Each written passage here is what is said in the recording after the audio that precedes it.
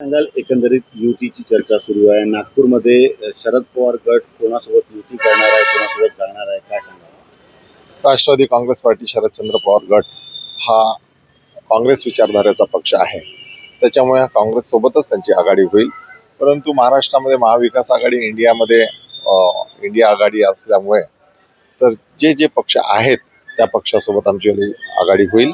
राहिला प्रश्न नागपूर शहराचा तर आम्ही काँग्रेससोबत आघाडी करणारच आहे. म्हणजे जवळपास आमच्या सगळ्या सीटावर चर्चा झालेल्या आहेत.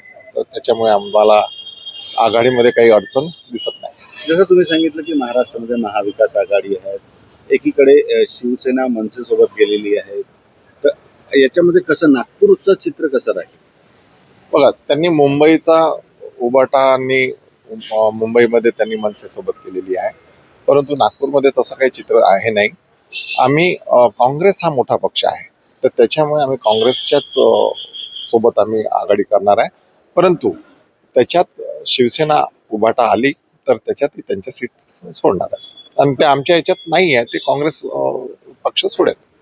जसं तुम्ही सांगितलं की तुमची युती झालेली आहे, एकंदरीत सीटांवरती किती काय कसं काय वाटीघाटी सुरू आहे? जवळपास आमच्या नागपूर शहरामध्ये ज्या सीटा वाटायच्या आहे म्हणजे काँग्रेसला कोणती जाईल, राष्ट्रवादीला कोणती जाईल, तर त्यात आम्ही एक कमिटी नियुक्त तयार केलेली आहे. त्या कमिटी त्या उमेदवाराचा सर्वे करून तो खरंच काँग्रेसचा उमेदवार मेरिटमध्ये आहे का, तर मग काँग्रेसच्या उमेदवाराला.